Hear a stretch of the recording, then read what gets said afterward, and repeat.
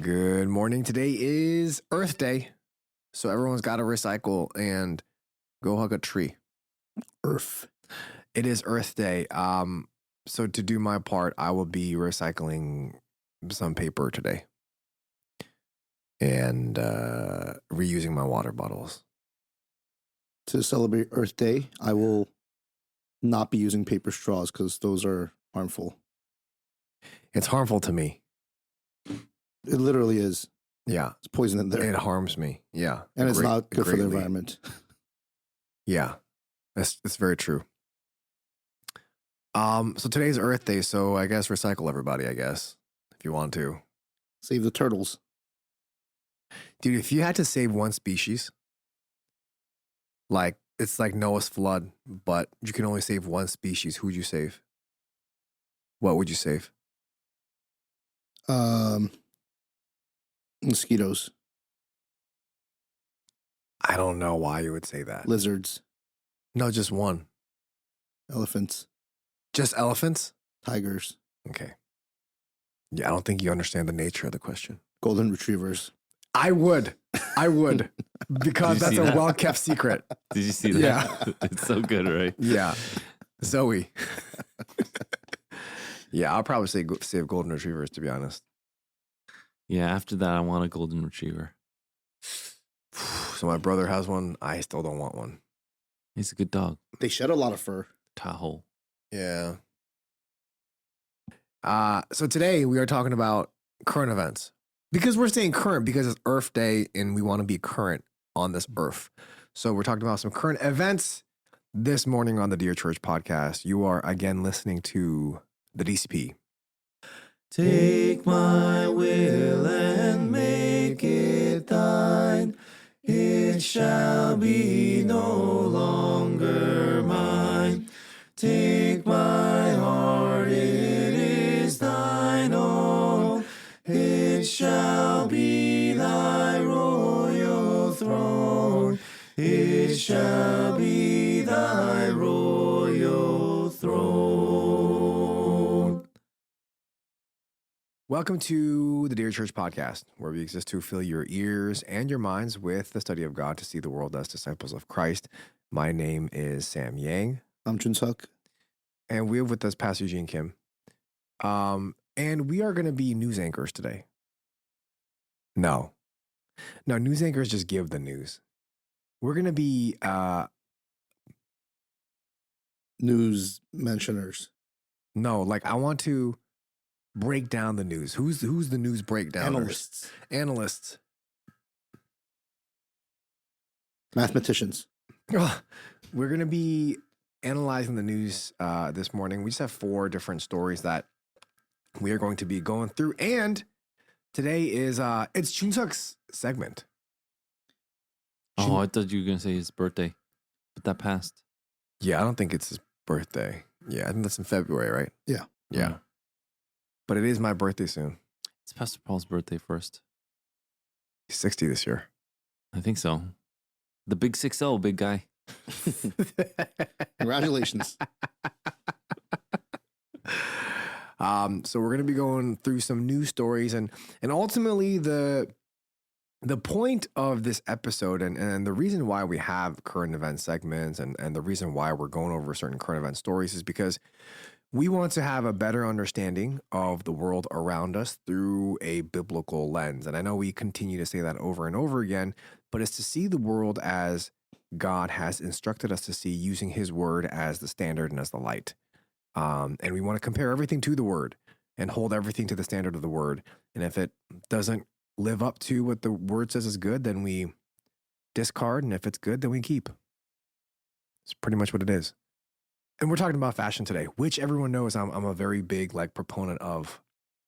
I'm known to be the fashionable one in the office, so I need that to be known. Sam's been getting some fashion advice from different people recently. I have been. Apparently, I have a round structure or something. And I have a pigmentation that calls for a medium contrast.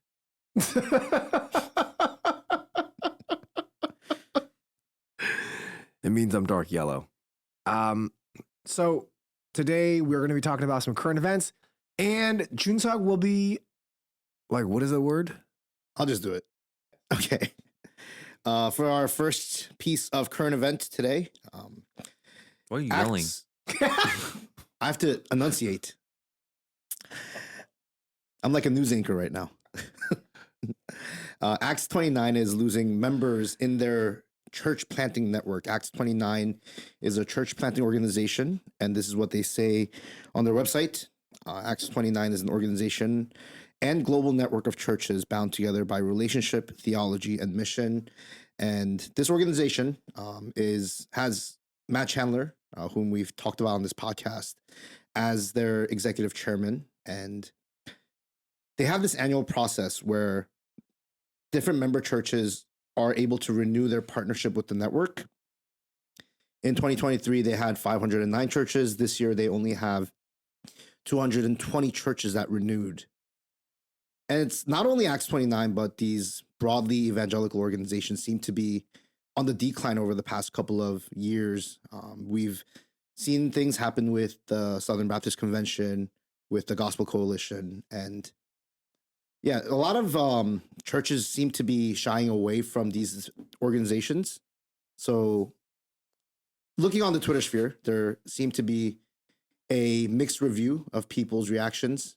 Some people seem glad that less churches are joining these organizations, and others are saying that it's bad because we should be working towards unity within the church. So, Pastor Gene, how are we supposed to view something like this happening where a church planting organization is now losing member churches? You know what's funny, even ironic, is that once Mark Driscoll dropped out of Acts29 and Matt Chandler picked it up, TGC wrote an article in 2017, December 5th of 2017, and it's titled How Acts 29 Survived and Thrived After the Collapse of Mars Hill. And so just a short number of years later, we see that they have lost 50% of their member churches, because what you've told me is that they have to re-up every year, right? To stay in that membership. I think this is just indicative of something that's broader that's happening in society. I don't know if I can pinpoint it to exactly just one thing, but I will say that when you have an institution, and it's not only, so you can't have an institution now where it's just sympathetic to CRT. Yeah, institutions are either against CRT or pro CRT. It seems like that's the direction that we're all going to. People don't take a neutral stance on CRT. I think that's kind of a fascinating phenomenon to me that we are witnessing. So I think it's part of a broader thing that is going on. When the executive director or the head of Acts29 comes out publicly, and we've said this in our podcast, where he would use race as a metric simply based on skin color. Now, we're not even talking about culture and what culture can bring to the table. We're just simply talking about skin color. When you bring skin color into the metric, that is something that will divide people. People will not agree with using that sort of metric in, basing who you will pick for leadership. And as more and more people found out that this is what's being pushed through the Acts29 network, I do believe that deterred a lot of people. And again, people leaving isn't indicative of the fuller effect. People leaving like the first year, is not going to show what the fuller effect will be. We'll see in the coming years about what all this will end up, doing. So I think with something like this, people will say things like, we need to work towards unity. And we've mentioned on this podcast, we are to be united in doctrine, but we have brothers and sisters in Christ that have different views of, baptism, eschatology. So at what point do we draw that line and do we say, this is something that we do need to distance ourselves from? The more and more we get involved with something, the more and more we give into a certain ideology, we see a bigger and bigger divide that happens over time. So even if tangentially we're talking about something else, so this isn't gospel, this is something else, right? But as time goes on, we see that even a 5 degree of separation is not that big of a deal in the first mile, perhaps. But in 2 miles is that much greater. It's double the distance apart. 3 miles, even that much further apart, that kind of thing.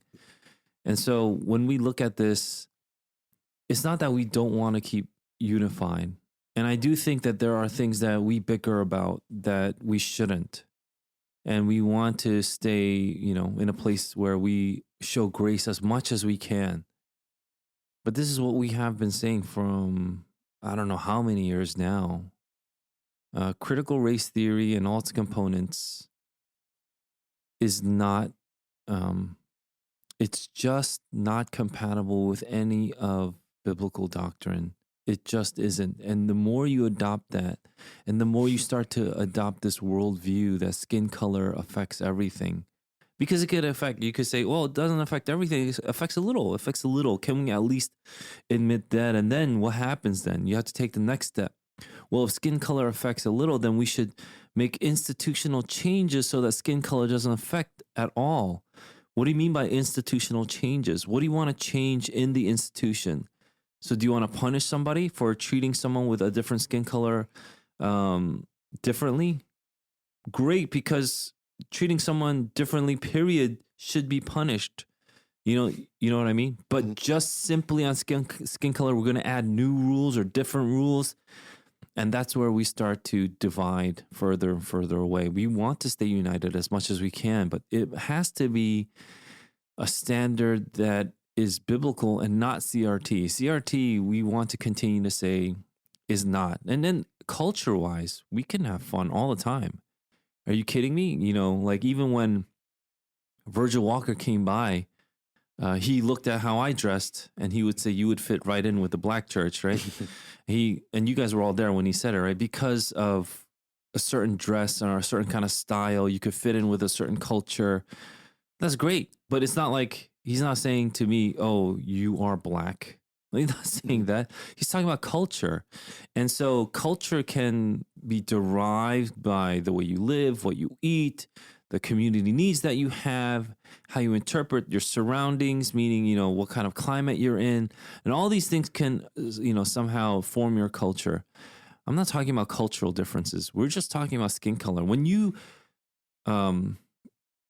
just reduce everything and distill everything to simply skin color, that in itself, we are saying is racism. That's racism right there, because now you've distilled everything into just the skin color. Now, if Acts29 is going to continue to purport this kind of garbage, of course people are going to say, nah, this is not, I don't care how much, you, Matt Chandler, really like Peggy McIntosh's book, The Invisible Knapsack. Stop quoting from her and stop lifting things from her, because we don't think so. And if you don't know what the Invisible Knapsack is, that could be for another episode.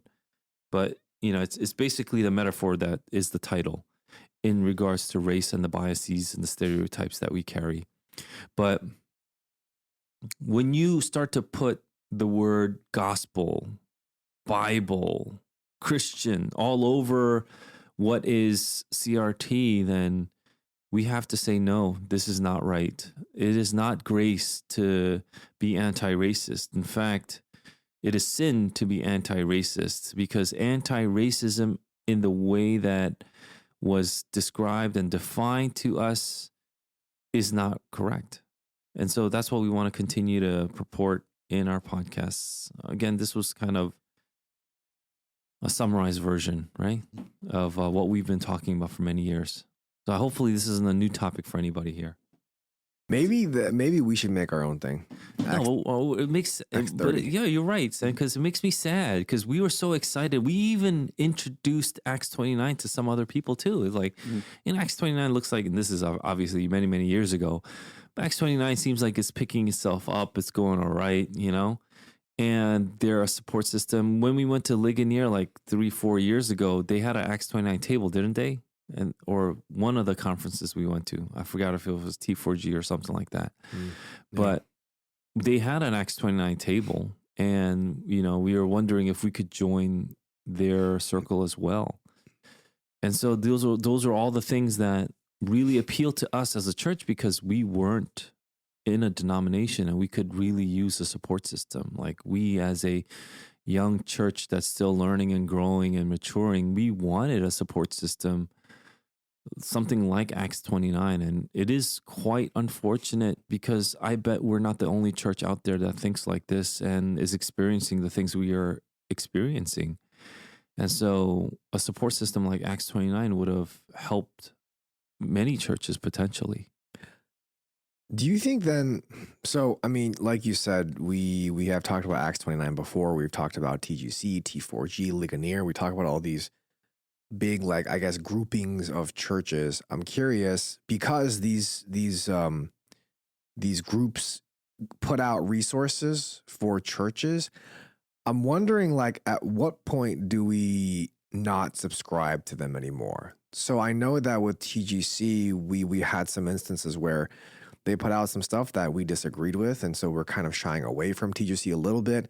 I know even T4G had its issues. I'm sure every organization has its issues, but I'm wondering, with looking at Acts29 and looking at what's happening here, as a pastor of our church, how would you recommend, or would you recommend certain networks over others, especially the resources, the books, the articles that come out from it? And where is the drawing line where we say we're no longer going to read stuff from this network or that network?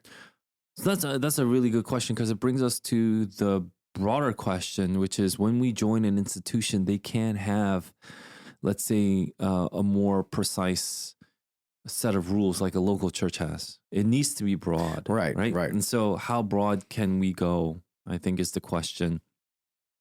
The reason why we don't go to TGC and, well, T4G is out, it might be a similar reason to why Al Mohler isn't invited back to Ligonier anymore. I don't know if you've noticed. Many people haven't. And this is a different topic, I suppose. But Al Mohler used to be a regular in Ligonier conferences and Shepherd conferences. So John MacArthur and R.C. Sproul Circle, Al Mohler was there. Yeah. And all of a sudden, you don't see him there, right? It's around this time. It's around 2017, 2018, 2020, all of that time. Maybe 2021, 2022, I think really was a decisive year for a lot of evangelicals. There's a statement on social justice that was printed out or written. I think it was by MacArthur mainly, but it was by a bunch of people. And the statement on social justice was done, I think, in 2018, right? But the drafts were out earlier. And I think, if my dates are correct, 2017 is when R.C. Sproul passed, right? Mm-hmm. So since R.C. Sproul passed in 2017, his widow, Vesta Sproul, she signed the social justice statement on social justice. But you know who didn't sign it? Al Mohler. Al Mohler didn't sign it. So people asked him, why don't you sign it? I believe it was Phil Johnson. You can look it up on YouTube. Phil Johnson asked him during the Q&A, why don't you write it? Why don't you sign it? And it got pretty heated. And he even went to the point where it was like, if you don't want to invite me back because of this, then so be it, And then John MacArthur was like, we're friends here. Let's not fight about this. This is not what friends fight about. So John MacArthur kind of calmed it all down. They were able to move on. And so there are disagreements among, even church people. The reason why CRT is such an interesting topic is precisely because it's so divisive. It's so divisive. People are like, why can't you adopt a little? And people are like, why can't I just adopt none? But you have to adopt it or not adopt it. That's the point. That's what happens with CRT. And so, and social justice and things like that. I do believe that I can sympathize with Al Mohler's position. I don't know his heart. I've read his works and I've read some of his reasoning why. And he is a Southern Baptist. He was right in the thick of it when slavery, his church and his history was in the thick of it when slavery was, still legal, and they fought in the Confederacy, that whole side, right? Mm-hmm. And so I believe his seminary was probably a part of it too, if they have any history at all. And so I bet he feels like there needs to be some kind of amends that need to be made. and he doesn't want to sign anything that wouldn't allow for the nuance of what he is going through specifically as a Southerner to someone, let's say, from California or the North who never had institutions of slavery, right? Mm. And so I can sort of relate. The only thing is, the reason why I bring this up too is because it's so divisive. CRT in itself is so divisive. And it's the thing, this is the thing that's being pushed into churches. So if you really want to be anti-racist, if you want to be not bigoted, then adopt a little bit of it. White privilege is a real thing. Even if you don't believe it's like a terrible, terrible thing, you have to at least acknowledge it's a little bit of a thing. Don't you acknowledge white privilege is even a little thing? And if you say no, then you must be then a white supremacist. You must be, if you're black, you must be an Uncle Tom, or you must be a traitor. If you're Asian, you must be white adjacent. You must be someone who doesn't understand. Yeah. The plight of the slave or the oppressed or something like that. And so it's CRT is meant to divide, and whether you adopt it or not, it is dividing. So that's the reality that we're in. As long as somebody adopts CRT, it will divide. Not everybody has to adopt CRT, but as long as one or two people adopt CRT, it will divide. That's why we have made such a strong stance, or I have made at least, to adopt none of it. And if there is racial disparity, we deal with it biblically. We deal with it according to Ephesians chapter 2, verse 11 and on, about how there is, no more race in Jesus. In Jesus, we are brother and sister. We are one. And I think that's gospel good news right there. And how do we deal with it? Politically, through the CRT? No. We deal it in fellowship in the Holy Spirit. We deal it by breaking the bread together and drinking the cup. We deal it by having communion together constantly, every day, stirring each other up to love and good works. And we don't focus on skin color. Yeah. So if you do, then obviously you won't feel welcome here, because just because you're a different skin color, we won't treat you different. So where's the dividing line then? We know that abortion is absolutely. So if there was ever a Christian organization that supported abortion, we would not read their resources. We wouldn't support them. We wouldn't go to their conferences, obviously. Is that the same way with CRT? If they're even somewhat sympathetic, would we say, nope, we're not going to do this anymore? Or like, where is the line? Is there a line? Like, how do we, I guess the question is, how do we use wisdom to discern what is good for us and what is not? Yeah, I think this is why, if you're talking about local church, not individually, if you're talking about local church, this is why you have a group of elders and you pray for the elders. Make sure that the session isn't just one side politically, because I don't think that the world's political orders will ever be fully in line with the gospel, with the Bible. And so we are not a Democrat or Republican church or session. And so those are things that should be clear. We really want to follow the word of God. So here, even in the podcast, when we had to criticize a Republican like Donald Trump for saying what he said about abortion, we will. And we will criticize the Democratic Party for what they are doing and now promulgating, continuing to, make these stupid language changes. It's doublespeak about women's health care. And if you're against abortion, you're against women's health care. I'm not against women's health care. I'm against you killing another human being for whatever reason. And so those are things that I do believe can be a dividing line. If it goes too far and we deem that it's too far, then we'll probably stop supporting any kind of institution or network or something like that that will continue to promulgate it. If we're going to join them, it's different from consuming their articles, but if we're going to join them and support them, meaning we go to their conferences, in a sense, when you go to a conference, you kind of, unless you go there, specifically to audit it, you're going to these conferences to submit to their teachings, right? And so we don't want to do that if what's going to cover their teaching, it's going to be under the umbrella of CRT. Yeah, I think the sad thing is, a couple of years back, all of us here in this room, we went to a TGC conference. And it's just kind of sad, I guess, the direction some of these bigger evangelical organizations have gone. And they just kind of keep on going down this path that's not good. And so, I mean, our hope is that they will come back. And because, they've had great pastors in their organization, they've had great resources, great books, great articles, podcasts and all that. And so it's sad to see them kind of go down this path, but hopefully, God willing, they would return and we'd be able to enjoy their, fellowship again. Yeah. So in our church, we sign or we abide by those 3 statements, right? One is the statement on social justice. You can definitely look that up if you want. One is the Denver statement on marriage, or is it biblical manhood? Yeah. Hold on. Denver. And the other is the Nashville statement. Denver statement is the biblical manhood, and also the Chicago statement. Inerrancy. Yes. So we should have it all on our website. Jansugi is our project manager to revamp our website. So if you check out cgsnj.org just in a few weeks. In a few weeks? Yeah, it should be completely different. I should make a statement. Coming soon.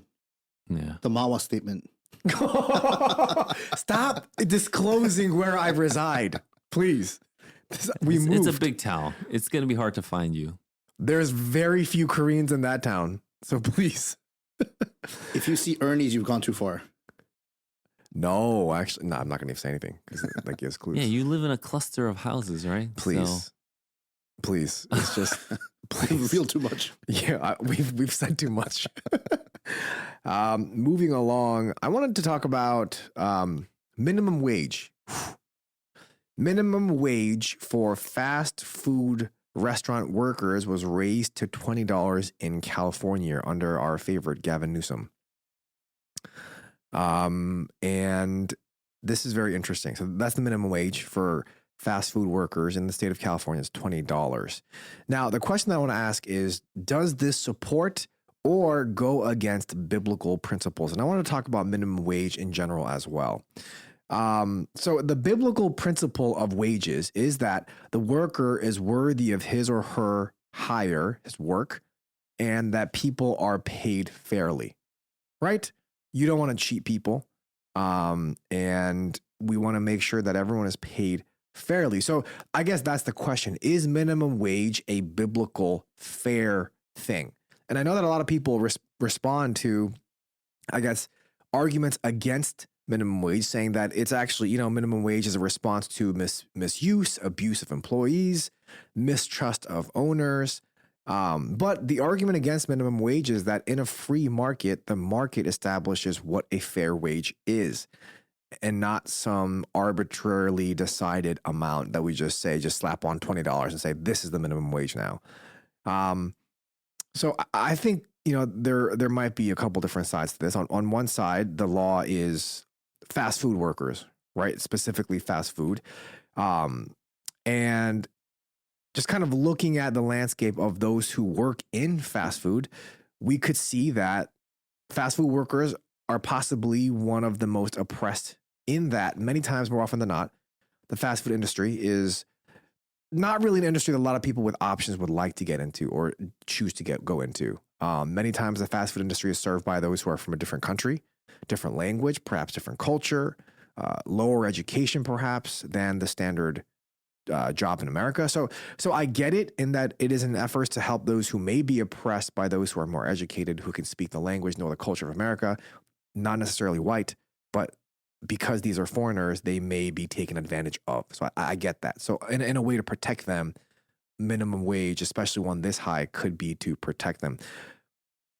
But again, the other side is, is this wage just arbitrarily established? Is serving burgers per hour really worth $20? And that's the question, right? Because if this with this high cost of employing somebody now in the fast food industry, at least in California, fast food prices will go up for families that want to eat. There will be loss of jobs because high minimum wage equals less jobs. And interestingly enough, our favorite Gavin Newsom, who is involved in the restaurant business, his restaurants offer a minimum wage of $16, which is $4 lower than what he mandates in his state because his restaurants are not classified as fast food restaurants. So, how do we kind of think through all of this? We may feel like minimum wage is a way to support those who may be in the lower economic standing. But then again, who decides this? Why is this decided? As a Bible-believing Christian, what do we think about minimum wage? Yeah, that's a good question. I do think that economics is like physics. There are some laws, when broken, will have effects. Does that make sense? So there is the law of gravity, let's say. And if you don't watch out and you decide to jump off a building, the law of gravity will still be in effect, whether you believe in it or not, and you will fall to the ground, right? What if you're heavier, like the episode last week? No, it doesn't matter if you're heavier or lighter. Maybe if you're heavier or bigger, so you'll have more air friction, but that's different.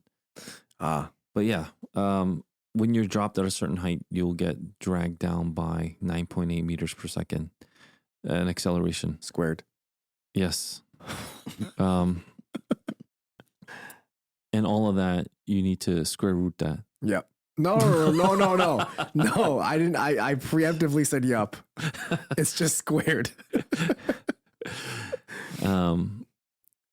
So when we're talking about laws, is there any natural laws in effect? And then when you're talking about biblical truths, are there any biblical truths that are being affected? I think those are two really great questions because they can kind of intersect many times. And many times it does. You just look at Psalm 19, the natural law plus the revelation of God intersect in Psalm 19. 1-6 is natural, and 7 to the rest of it is the revelation of God. So they do intersect, but they reveal different things about who God is. So those are important things for us to know and follow. 1-6 in Psalm 19, there is a God. Nature shows it. And from 7 on, what kind of God is it? So it's important to know both, right? And so those are things that I do want to get to. If we could get to the natural first, I think we could get to the revelation. Mm-hmm. And I would like to use the example of Jacob. So remind me if we don't get to it. So naturally speaking, if we decide, so there is an understanding of marginal economics where everything that is priced is subjective. The Marxist view goes against this, where labor is the highest value. You know, that's why it's all about laborers and labor, and the value added to something is by their labor, right? And so it's because we put so much labor in it, it should cost that much, right? That's the Marxist view. That is not true economics. So because it's not, they always have to finagle and force certain things. For example, I think a very, very famous example is the diamond example. And I've heard recently the water example as well. But, you know, let's take a diamond, for example. And how much would you like to pay for it? Me? Yeah, let's just take a 1 carat diamond. You don't know the prices right now. It's probably a couple. I'm offering it to you. Would you like this 1 carat diamond? How much would you like to pay for it? Just off what I know. Yeah. Just how much? Just give me a number. Maybe like $1,000. $1,000 for a 1 carat diamond. Well, how much would you like to pay for it? You're gonna say 1,001, aren't you? Wait, it has to be at least a couple thousand, no? Is it? I don't know. I don't know what the price. You don't know is. about the color, clarity, anything else, but you just know. Right? If it's 1 carat, I'll probably start with 1,000, and you're probably gonna outbid me, so I'll have to probably do more than that. Anyway, yeah, like 1,500. 1,500. But this diamond was mined by poor African children, and many, many African children died. What's the worth of that diamond now? Shame on you. Yeah. Shame on you. It's a blood diamond. Probably less. I don't want it It's anymore. worth more. The labor is more. And so I say, because the labor, I don't care what you want to pay me for it.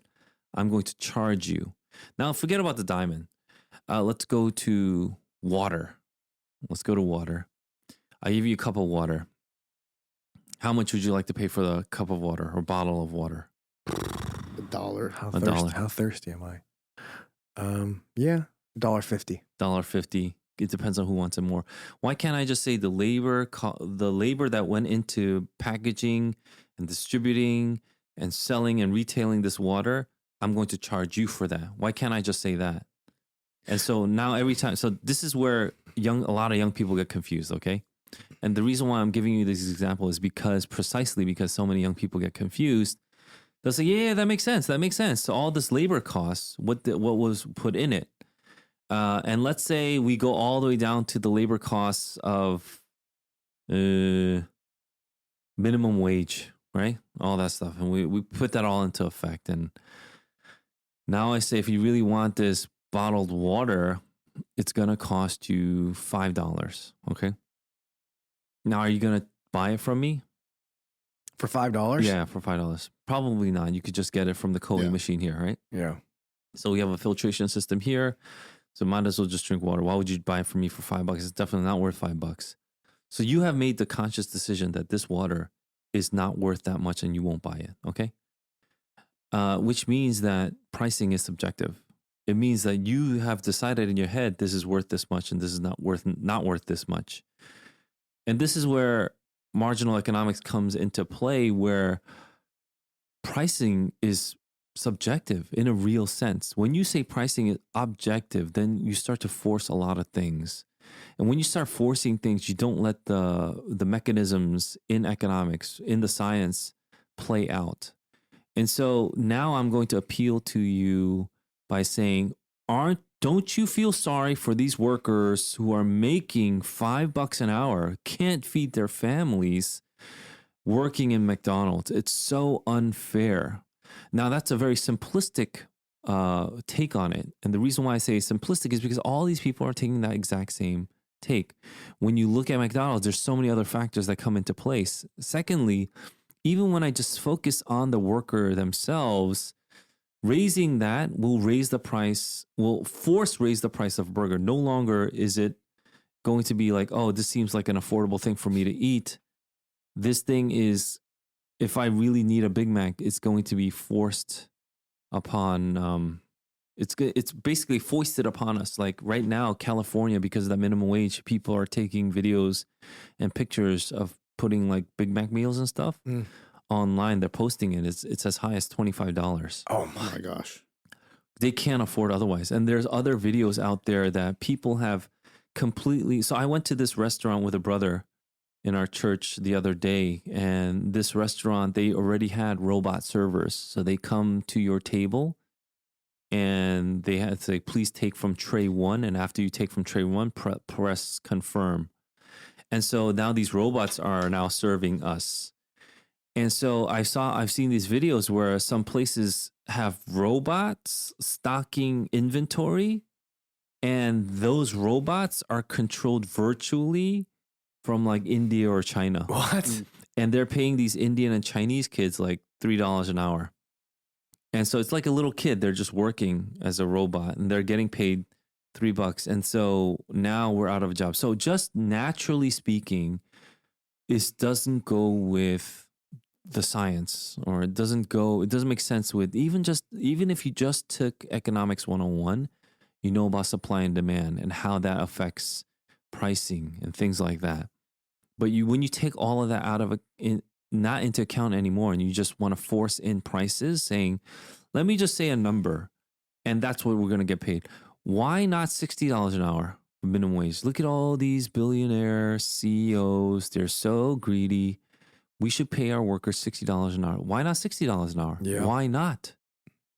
Because people don't know economics. People are too simplistic in their minds and their thinking. We don't let markets dictate anything. We don't let the subjective pricing systems take anything. We want to force price things. And anytime someone wants to force price things, you know that economy is either struggling or it's going to go down. Look at Russia. Look at all these communist countries. So even China has to have some sort of free market enterprise, especially in their pricing, if they want to survive. Even China knows that. And so those are things where people are saying, okay, I'm going to make some leeways here, because you just can't get away from gravity. Now, with the natural, I hope that makes sense. We could go further if you have any questions. No. Okay. Because, no questions. Yeah, there is no limit to you dictating what the quote unquote minimum wage should be. Because in the end, McDonald's was never the end goal of anybody. So I always thought, and maybe this is naive on my end, I always thought minimum wage was decided on by people smarter than me that would have to calculate what the living cost of that certain area was or what inflation looked like. And so I thought it was like a very well thought out number that they calculated so that someone that would work at a job like this may not be the most comfortable, but would be able to survive in the area that they live in. So I thought it was calculated like that, but now it kind of seems like it's more arbitrary. You just kind of decide. You can't have a federal minimum wage and think that you know every single like socioeconomic status of every single city, town, province, and things like that. It's ridiculous. Even if a town had it, that would still be rough, to be honest, because let's say you can't live on it and a store owner wants to pay you $3 an hour, but the minimum wage is now $5, whatever it is. But the store owner can't afford someone $5. And you need a job, whether it's $2, $3, or $5. You just need a job for the time being to get by. So who loses out on this minimum wage hike? Everybody loses out, because in the end, you needing a job for minimum wage is never the end goal. No one goes, I can't wait to work at McDonald's for the rest of my life at minimum wage. You get there and then you move on. Anybody who has worked minimum wage understands this. And unfortunately, no one wants to work the minimum wage job if they go to college. And this is one of the things that I think perhaps was a blessing that I went through, and experience that I went through when I worked at a grill where they would flip burgers. So I worked there. I would mop the floors and, I worked the cash register. My friends would come by and say, you got to get out of here. You can't work here, because I was like the only college student working in this place. And so everyone else wasn't a college student. And they automatically thought that I was too good for the place. But my parents had already instilled within me values that you are not too high for any job. So I needed extra money in college. So that's where I worked, in a place that flipped burgers.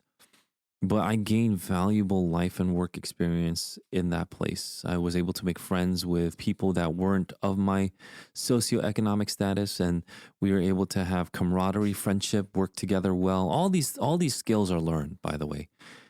Am I still there?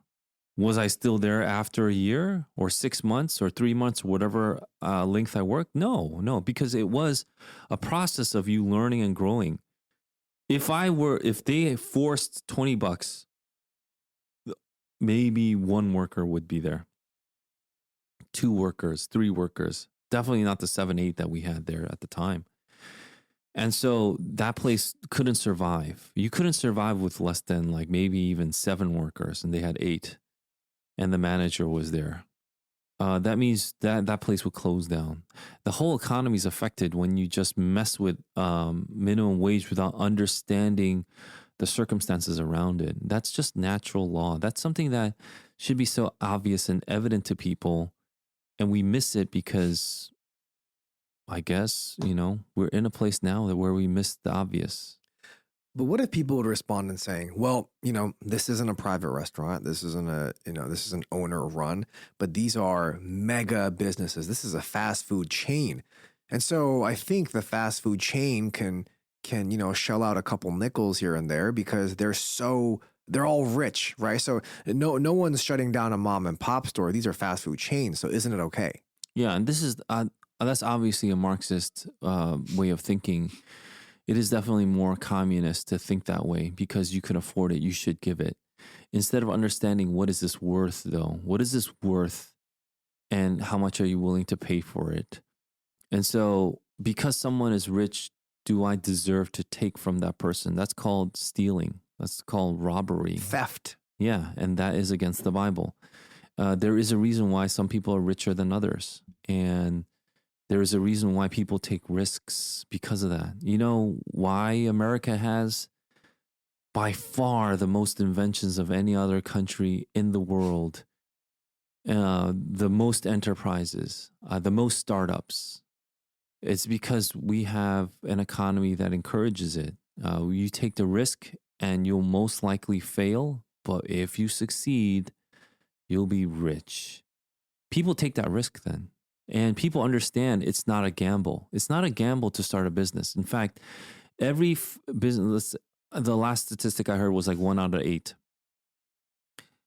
And people take it this way. If 1 out of 8 businesses succeed, more than survive, right? That means they make it past like their 3rd year.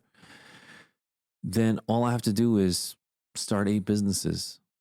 That's how some people, so this guy, a friend of mine, went to Harvard. That's the mentality he went into. And this is obviously at a young age in our 20s. What we also went through was you can't go to the failed business and learn nothing. So each time you have a failed business, you must have gained something. It cost you this. So you have to learn that lesson. Otherwise, you have to pay that price again. So let's say you put seed money into a business that you started up, or you got seed money, but you put your own money into it. And let's say you put $300,000 into this business and it completely fails. You lost all $300,000 and you got to build it back up. What was the lesson that you paid $300,000 for? You better have learned it. Otherwise, you're going to pay $300,000 again. That's what we would tell each other. Nowadays, it's like there should be guarantees. We should have a universal income. It destroys and smothers innovation. Any kind of privatization is feared. You're so scared of doing anything. Isn't that kind of what our generation looks like, though? Scared, fearful of taking any risk. What's the guarantee? So if I go to this job, is there a guarantee?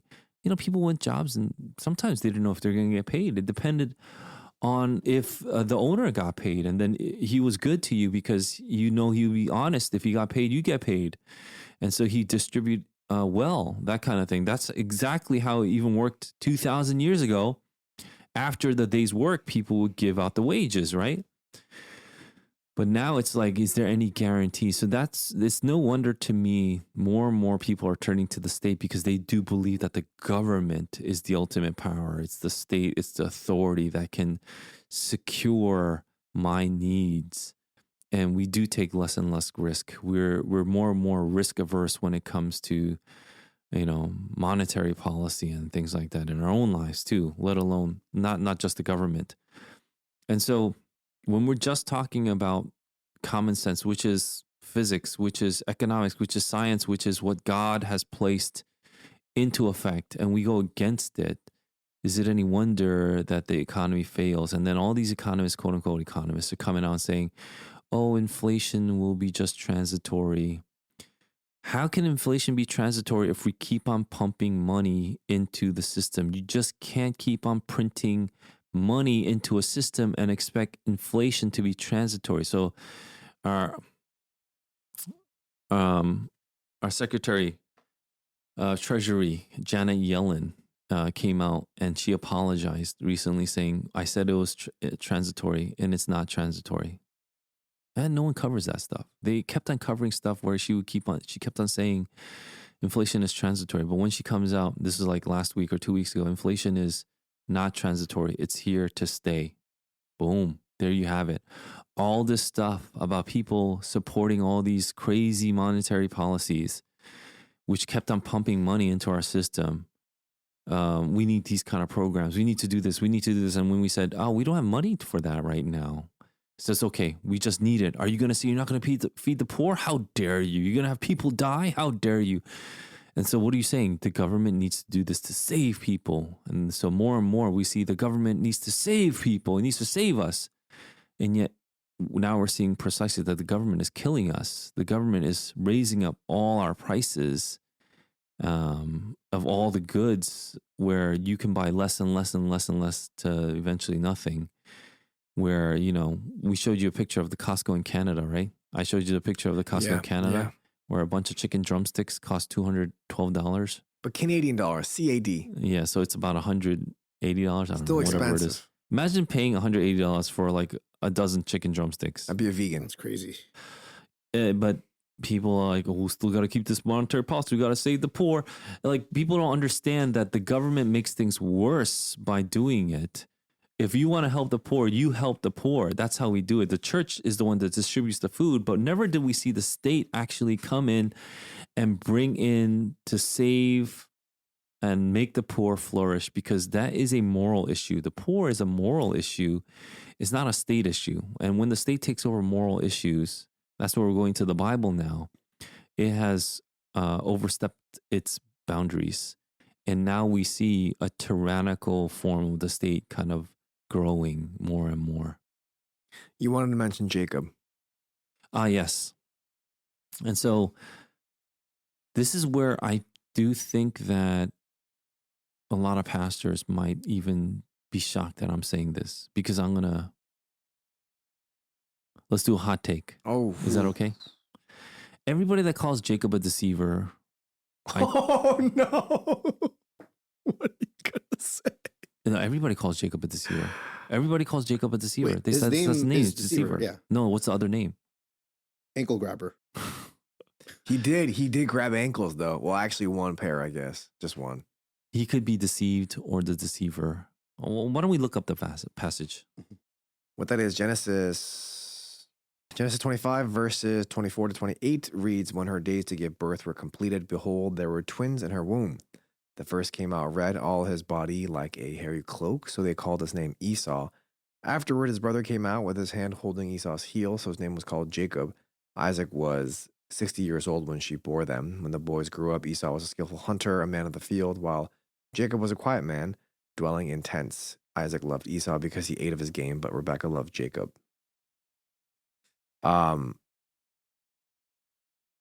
Wait, when he talks about it's when Esau gets mad, right? Mm-hmm. 36, verse 36. This is Genesis chapter 27, verses 34 and on. As soon as Esau heard the words of his father, he cried out with an exceedingly great and bitter cry, and said to his father, bless me, even me also, O my father. But he said, your brother came deceitfully, and he has taken away your blessing. Esau said, is he not rightly named Jacob? For he has cheated me these 2 times. He took away my birthright, and behold, now he has taken away my blessing. Then he said, have you not reserved a blessing for me? There is a script there with the name Jacob, a footnote that says Jacob means he takes by the heel or he cheats. Yeah. So he takes by the heel is the correct one. He cheats is a good one, but maybe not in the way that we think. Like he cheats like on a math exam. That's not the cheat. It cheats means like supplants. Okay. Like he supplants. Okay. A supplanter is a maybe more apt definition of it.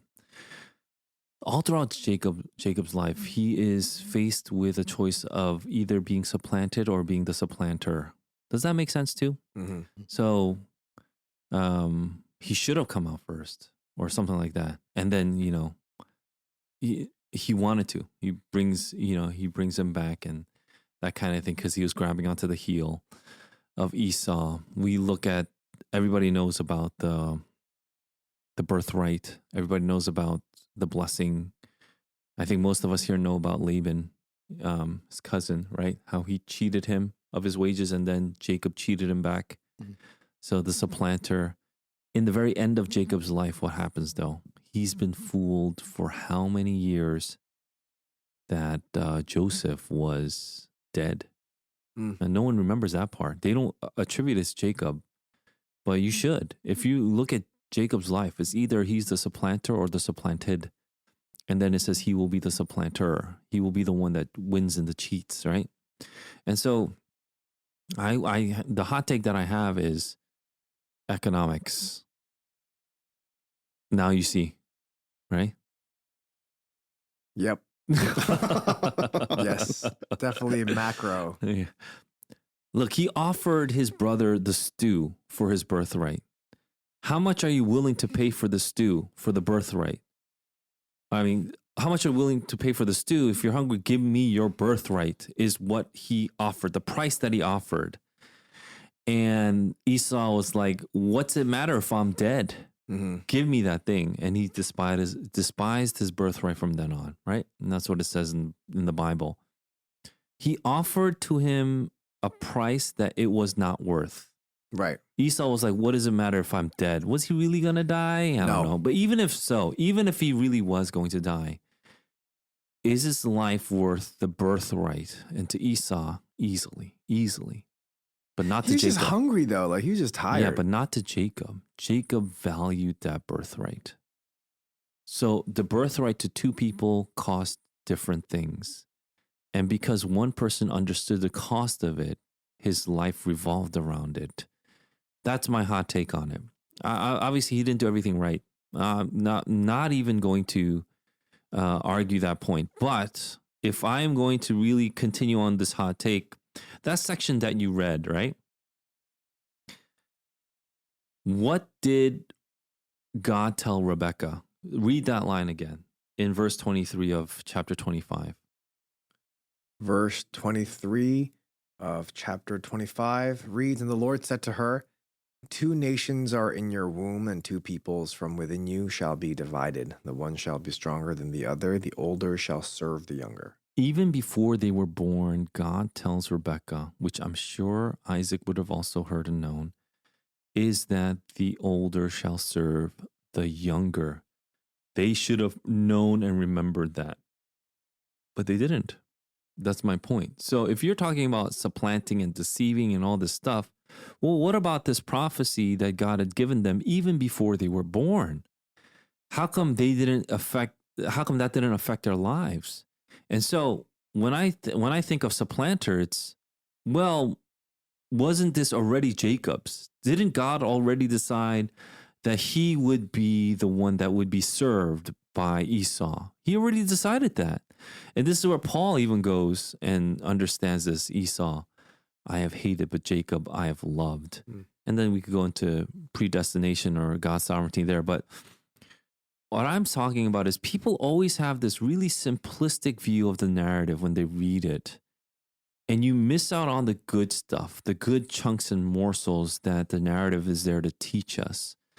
You know, God already had a plan. So all this supplanting, all this cheating is between sinners. I don't know if Esau was better than Jacob. I wouldn't even say that.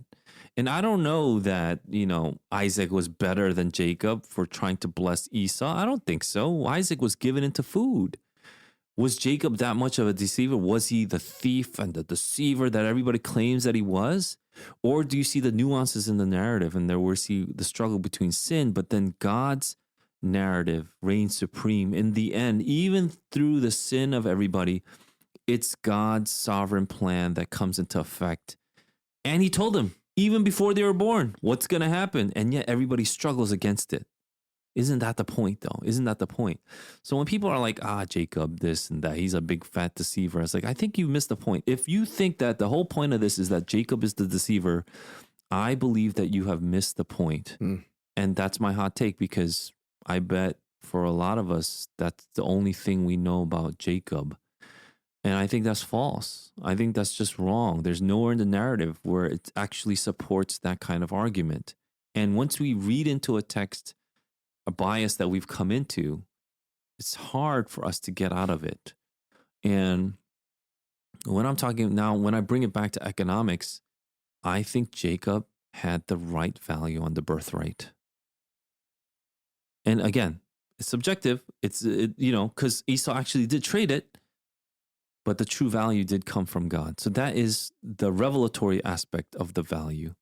That God holds all true value. So you can't really cheat someone. You can't really give someone $2 and say, that's the market value, and then feel good about it. There should be a tug, but it's on the personal. You see how things still play out, and then, it comes into that kind of balance, if I may, between the forces of push and pull, supply, demand, up and down, that kind of thing. It comes into this balance, but the revelatory response is what the Bible teaches us, how we should, view things and how we should hold things, what is truly precious, what is not. I think that's something that we've lost. And when you have all this evil come into play, even though the value should be subjective. That subjectivity gets corrupted. And then we have the government try to come and sweep in and say, here's the value. Your labor is worth $20 an hour. And I would say, what? No, it's not. Are you crazy? You're going to put so many people out of business? Poor people can't afford a fast food burger anymore. Yeah. You are destroying the economy, thereby destroying the household, because that's where economics comes from. It comes from household. You're destroying families by doing this. Why are you destroying families? Oh, because government must reign supreme. It's no conspiracy. This is like exactly what's happening. The more and more power the state has over the things that it shouldn't have, the more and more it believes it has to overstep its boundaries of authority, the more we see tyranny and the more we see injustice, not justice. Thank you for that. So, for our next item, Stop screaming. for our next item of current events, on April 12th and 13th, there was a men's conference called the Stronger Men's Conference. It was held in Missouri. And during this conference, there was apparently a demonstration that was had where a topless male stripper or ex-stripper did a performance on stage. How are you an ex-stripper? He says he's an ex-stripper, but during the act, so I watched the video. He literally no, I would not admit to that on this podcast. He literally took his shirt off. This is a Christian conference. Has to be a next. This is a Christian conference, and this is happening. He was climbing on this pole, and he performed this sword swallowing routine. Pastor Mark Driscoll was at this conference, and he went up and he criticized the act, calling it, comparing it to a strip club for women who have the Jezebel Spirit. And he was later on asked to then leave the conference by the pastor that was hosting the conference, John Lindell. And as he was leaving, he kept saying that Pastor Mark Driscoll is out of line. And as Pastor Mark Driscoll was leaving, he was quoting Matthew 18:15, which reads, "If your brother sins against you, go and tell him his fault between you and him alone. If he listens to you, you have gained your brother." Later on in the conference, he came back, and then the two men apparently reconciled on the stage. Following the conference, Pastor Mark Driscoll tweeted, "Going to live stream every day this week to help everyone understand the Ahab, Jezebel, and Elijah's spirit. The same spirits are at work today. Get ready, winky face, fire emoji." Now, after the conference, the two men seem to have had a falling out. They are calling each other demonic, Driscoll claiming that there's something evil about Lindell's church, where Lindell is now calling Driscoll demonic. So with all this craziness happening, first of all, what is he even talking about? What are these spirits of, the Jezebel spirit, the Ahab spirit? If you want to know what the Jezebel spirit is, I believe that right after he did this, he promoted his book on the Jezebel spirit. It's intentional. So good marketing. Everything is suspect, not just Junseok. Although it is a little, it's weird. That's weird. That's what we're not talking about. I'm just the researcher. No, dude. So when it first came out, everybody's like, "Oh, this and this," and it came out on the news, all over Twitter, and then you would have seen it on your social media if you're following things like this. And then you realize, oh, this has a very high chance and probability of just being a publicity stunt. And for all intents and purposes, from what I see here, it seems like it was just simply a publicity stunt. I don't even know about this men's conference. This men's conference is sus. The stuff that they do there. I don't know if they should have. I don't know what Christianity and being a man has to do with pole dancing, topless. It's stronger though, so it's core strength maybe. Yeah. I guess Sam would be interested. I would not go to this one. Yeah. So, when you go away from biblical values, it's always going to open yourself up for so much trouble, and sin gets things so complicated. And then we're trying to find out who's the bigger sinner when everything is just wrong. It's kind of similar to what we were just talking about with Jacob's life and how sin was everywhere. and but it's God who comes out, and he carries through what he plans.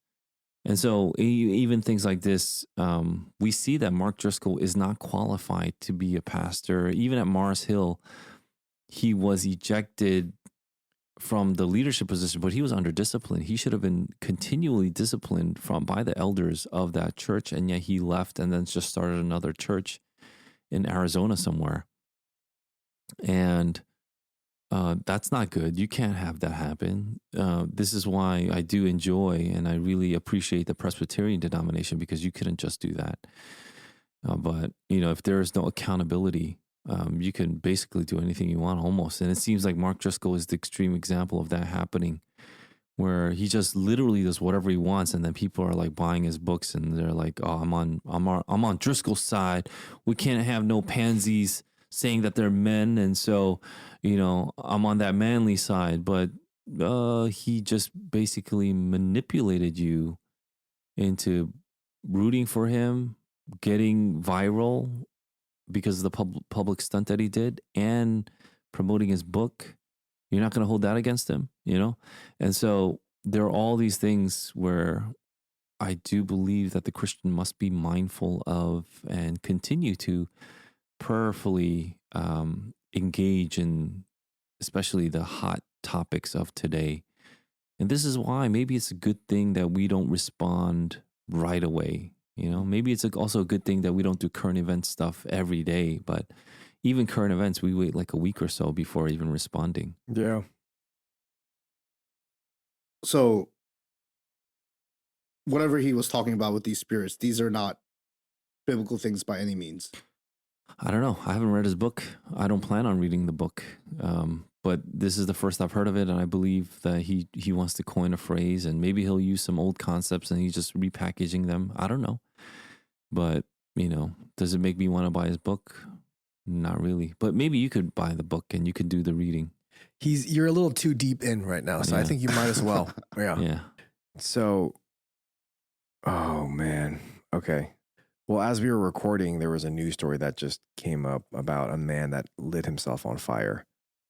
1:36 p.m. in New York on Friday the 19th. So maybe we'll talk more about this later on, but this is insane. Like there's some crazy stuff happening in the world. This is in front of the courthouse. Yeah, where Donald Trump is being tried. Yeah. Wow, that is tough. Well, our last, I guess, segment or story was a little bit on the lighter side. Maybe we need a little bit lighter. But it's on Preachers and Sneakers, not the company that I used to represent or I used to like. But Preachers and Sneakers. The question is, how much luxury or comfort is befitting a Christian? There was some story, there was some hubbub regarding Pastor. What's his first name? Stephen Furtick. Oh, Pastor? Oh! Yeah, so should we even be calling men like Stephen Furtick and Driscoll That's a pastors? wolf sound. That's a wolf sound. That's crazy. Yeah. Yeah. What do we call them? Yeah, what do we call So them? Pastor Stephen Furtick? Sure. So Mr. Furtick was on stage. I don't know if it's considered preaching. He was definitely talking. And he had a sweater from Givenchy. It's pronounced it's pronounced Givenchy. Givenchy. I think it's French.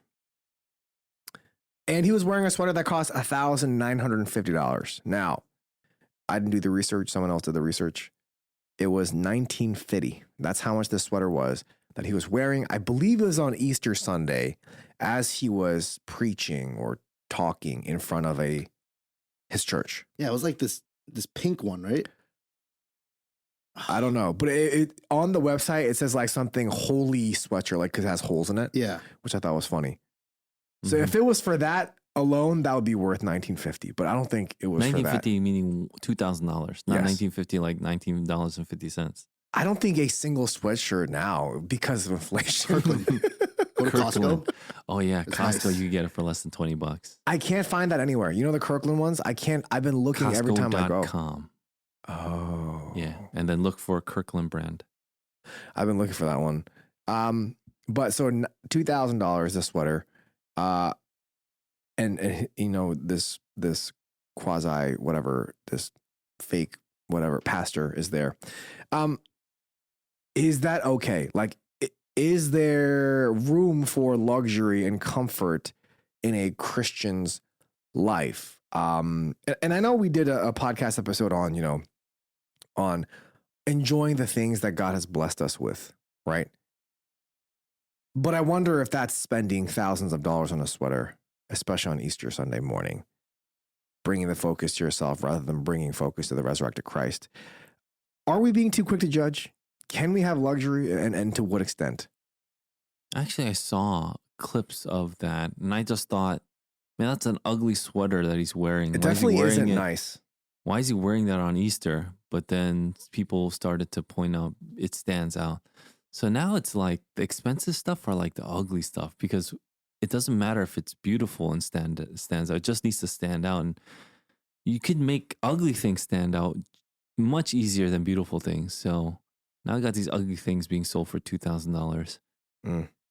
But what's also interesting that we can point out is that when the Bible talks about costly attire and talks about like braids and jewelry and physical stuff, it always references that to women. Right. And now we have men falling for this kind of Givenchy. Yeah, this kind of nonsense. Yeah.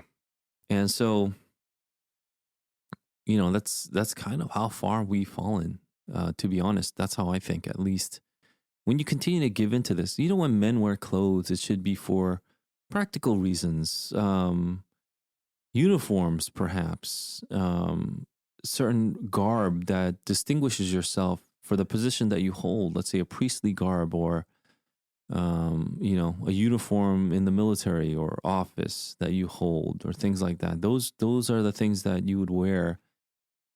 Yeah, not like a luxury sweater. It's like, what? And so this goes to all luxury. Now we want to pamper ourselves because we want to portray a certain status. And that's the more important part. Look at me. Look at the status I hold because of what I have put around me, and the attire that I have, the house that I have, the car that I drive. And that's the important part. I remember that before the quote unquote luxury cars came into, you know, really the mainstream idea, it was like, do you want a fast car or do you want a family car? And that wasn't even that long ago when people were just talking about that. You get a sports car or just a sedan. Now we have like 15 different kinds of cars. We have the hybrid, the crossover, the big SUV, the monster SUV, the small SUV. You know, all these things now. And now we have electric cars in the mix, battery operated versus hybrid operated, both gas, electric. There's so many options. And then each car that you buy is supposed to symbolize something like about who you are. Mm. So, I see you as this kind of car guy, or I see you as this kind of outfit guy. And we've gone completely away from, don't let your external adornings define you, but let your character define you. This is 1 Timothy chapter 2, right? Where men are supposed to live holy hands. They're supposed to pray. They're supposed to lift it to God. That means our lives are given to God. Men should be characterized by the giving up of themselves to God. In prayer, that should be the thing that characterizes us. Are the men of our church bowing down, lifting their hands in prayer? That's the important part. That should be the thing that characterizes us, rather than, you know, I don't know, whatever external adornment you want, whether it's clothes. It could even be achievements, like how much you lift, what kind of job you have, what's your salary. That isn't the thing that defines you ultimately, the biblical way. Same thing with women. It's not external adornments or braids. It's not what you do with your hair or what you put on your body, but it's in quiet and submission, that character that defines you, that pleases God. And when we look at 1 Peter chapter 3, it's exceedingly pleasing to God. He loves it.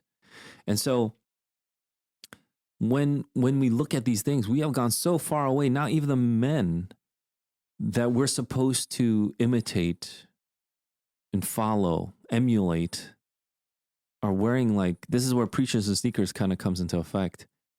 We're supposed to want those things, right? Oh, blah, blah, blah, blah, blah. And don't get me wrong. I think everybody can be given into it, even myself. And if I may tell a personal story, I am looking for a car. And all these people in church would give me recommendations. Like, now that they know that I was looking for a car. Before, when I was looking for a TV, people would give me recommendations too. But now I want a car. People are giving me recommendations. So some of our elders are saying you should get this kind of car. Another one of our deacons saying you should get this kind of car. And I don't know if he listens to this podcast, but one of the people that gave me a recommendation was for a Porsche. And I said, I'm not going to drive a Porsche, but it's simply because of the brand. It's simply because of the brand. The car itself is a decent make. It's a decent model because it has what I want. Meaning, I would like a sports car. I would like something with power under the hood. That's something that I personally want. But, I don't have to. It's not like if I don't get it, I'm going to die or anything like that. So if I have to give it up, I have to give it up. And this is something that I believe middle-aged men all go through, right? That's why people buy their Corvettes during midlife crises, right? So I get it. And that's fine with me. And it's something that I'm working through. So I'm saying everybody kind of goes through that. By the way, the Porsche was a great price. Did I tell you guys how much it was? Yeah. $23,000. Do you know it's Porsche? No. It's Porsche until you own it. If you own a Porsche, you call it Porsche. You don't have a Porsche, so you can't call it Porsche yet. It makes you sound... No, I'm literally looking it up right now. It's Porsche, and I want to apologize. It's where is it? I just looked it up. It's Givenchy. Givenchy. That's how you pronounce it. Also, do you know what this is? Guess what this is?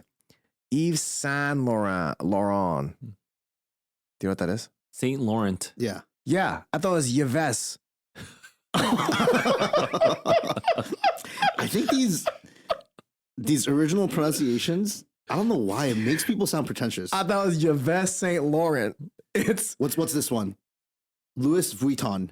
dude, come on, man. So Come on, man. I'm on Jin's side on this one.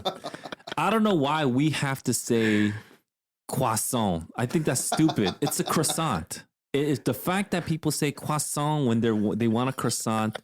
It does make you sound pretentious. This is biblical, and you need to adhere to this rule. This is a rule that we have. Obviously, this is a joke, but obviously it sounds pretentious because that's not how we pronounce things in the American English language. And if you go to France, they don't say McDonald's like we say it. Yeah. They say it in their French accent. Yeah. And you don't go, how pretentious of you, how stupid of you should be saying McDonald's in an American accent. When you go to Japan, they don't say McDonald's. They say Makudonarudo. They literally say it in their Japanese accent. How do you say McDonald's in French? McDonald's. Givenchy. That's how you say it. Lay McDonald. No, lay is not even. Lay is a thing. L-E-S. Isn't it lay is plural. like plural though? Yeah. But it's McDonald's. Oh, like it's not Many McDonald's. McDonald's. It's McDonald's like plural. Yeah, it depends on where that apostrophe is. But anyway, that's definitely a sidebar. Oh But yeah, sorry about that. It's all good. But yeah, please don't say croissant. Porsche. Please say croissant. And the Porsche one, if you own a Porsche or if you've owned a Porsche, you could say Porsche. We will let it go. Do you know if you own a Toyota, you could be in the Yoda gang? People say that. Anyway, sorry. Back to Porsches. I mean, so if let's just play this game. You own a Porsche. And, you pull up on Sunday. Aren't people going to say something? Like, is that something that we have to consider? Are we stumbling others? So Yeah. So even Paul would say, if me eating meat is going to stumble you, I'm not going to eat meat. So there are people who would have been stumbled. Is there anything wrong with owning a Porsche? No, No, absolutely not. It's a I don't great think car. so. I think if you're looking for make, model, you're looking on the hood and you decide that this is the best thing and you get it for a great deal and you want to drive it around because of, your needs, desires, wants, whatever it is, right? Why is that bad? I don't think that's bad. But how much of what people are going to say, like how much do we take that into consideration? Yeah. So one of the things that the Bible continues to warn us about is this is not what defines you. And if you're in fear of having it define you, then yeah, give it up. It's not a big deal. So if you have too many costly attires, braids, golds, and things like that, and then you read this verse in 1 Timothy chapter 2, and you're like, you know what? Maybe I do have it is a little excessive. Let me give that up. I think that's a great thing because what you are doing, in effect, is an act of faith. You're saying that I want to give this up to hold something better. What are you holding on to? And if this thing is going against me holding on to something, then I would let it go. So let's go back to the Porsche example. If I get a Porsche and I know that for a fact it's going to stumble 50 people, Dang, I might want to give it up just so I don't stumble people. And that's okay. That's totally okay. And so that's fine if you do that. I would think that because you let things go to hold on to something else. That's whole Jim Elliott's line, right? Yeah. And so what are you letting go to hold on to what? You're not simply letting go for letting go's sake. I think that's where we have a lot of more younger, immature, or newer Christians saying, we just got to let this go. We got to let this go. We got to let go of the world. We got to let go of the world. That's great. That's good. That's a good start. But what are you holding on to as you let go of the world? I think that's what you have to look at. You have to look at the telos. And so if I can't let go of the Porsche, I can't let go of the Louis Vuitton, I can't let go of these all these things, or the croissant, right? I need to have my croissant in the morning with my cafe, if I can't let it go, then maybe you don't see the telos. But it's my money though, and it makes me happy. Like I look pretty with braids. Like I love the way the braids look on my head. So why am I you said you said we're not defined by the things that we have or the things that we wear, but now I'm letting someone else define me because I'm saying, hey, because you have a problem with this, because you are going to be stumbled. Now I'm letting you define what I have, what I want, what I need, even though I have the resources and whatnot to own it. Why can't I have what I like, have what is comfortable for me with my own money that I worked for? Aren't I then not enjoying what God has gifted me? Yeah, well, if you have braids and you have long hair, that might be going against 1 Corinthians 11. It's an abomination. And so for those long-haired men out there, start reading 1 Corinthians 11. And then like, oh, it's culture. It's like, nah, it's beyond culture. I'm sorry. Cut your hair. And so those are things where we're constantly challenged. Look, just because you have long hair don't mean that people with short hair are better than you. That's not what we're saying. We're saying that we want to constantly reform ourselves according to the word of God. So as we continue to learn, we change. That's the point. Are you changing? Are you becoming more sanctified as you read the word of God, as you worship with the saints, as you live a life more and more in line with God's will, being holy according to his holiness, not your own, right? And so as you do that, those things will come into effect, and you will think like that maybe in the beginning. Well, I don't want anybody to dictate what I want. And then you'll start to think, what's the next step after that? Why do I think the way I think? Why do I really like Porsches and things like that? Why do I like gold braids? Why do I like the nice attire and the sweater? Why is it important to me? And so you start to answer and you start to dig, and you're like, well, I just like beautiful things, and I want to, make sure that I convey beauty in my life. And all those things kind of help you decide, even if you're not fully there yet. I'm not saying you're going to get fully there by just, a moment's worth of thinking. But even if you start thinking about those things, that's a good start, in my opinion. Start thinking about it. And I believe that this podcast does that. Start thinking about it. And then you start to change. We don't go from A to Z right away. There's A, B, C, D, E, F, G, and goes all the way down before we get to Z or Omega. Oh, Omega watch brand.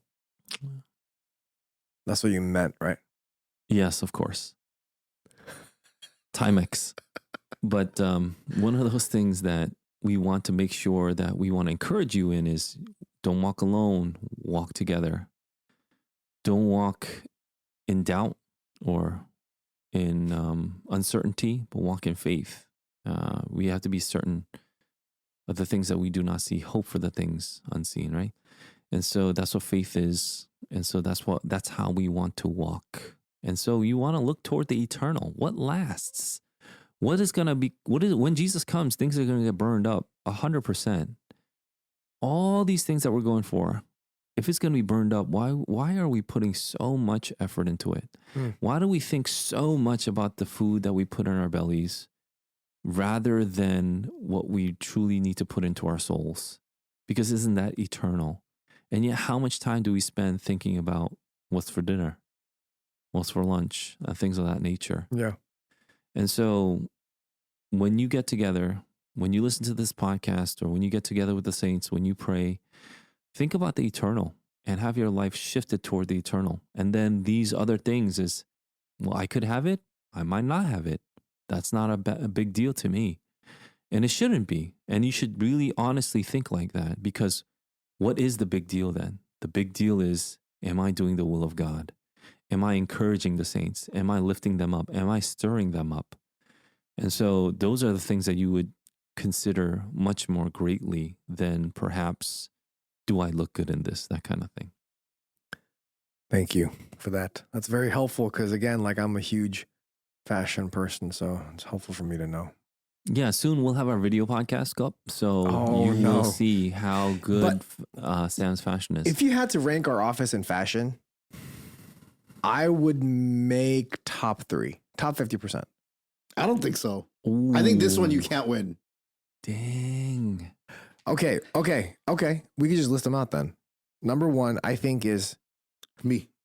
Okay, see, now you have made yourself not a trustworthy source. All right, number 1, I'll humbly say it. I think it's Brian.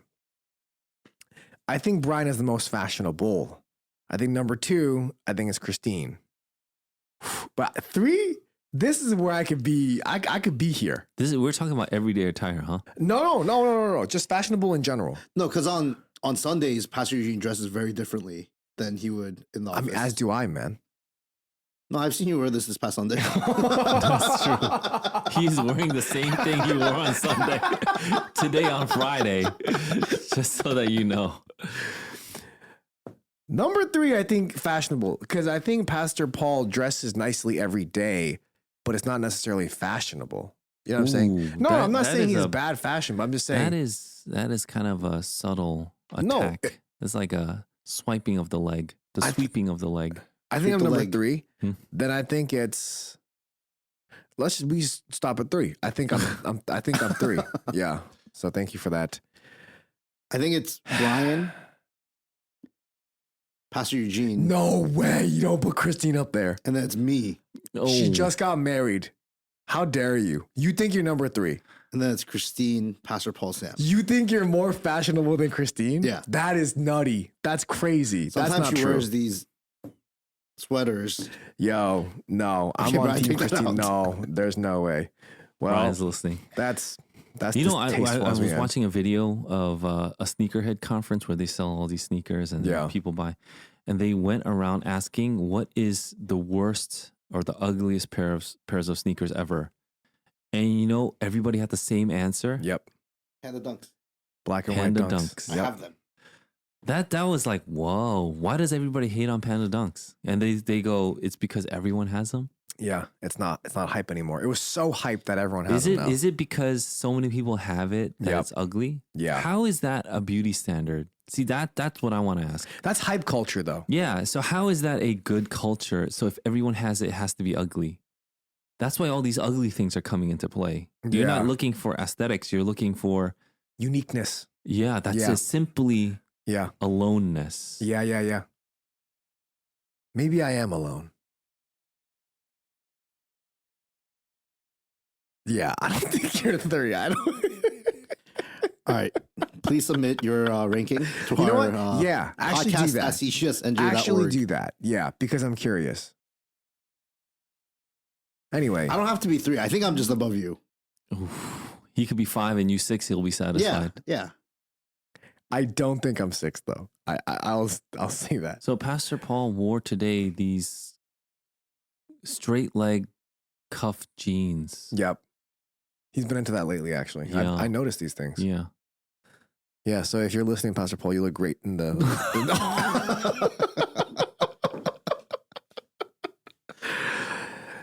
Sorry. We thank you for listening to this episode of the Dear Church podcast. Join us next week. As we will all be wearing cutoffs. Sun's out, guns out. And we have our video podcast coming soon. So episode 200 will be our video podcast. And so please watch out for that. It'll be fun. It'll be great fun. We hope and pray that this has been a blessing in your ears. Fight the good fight, finish the race, keep the faith. Peace.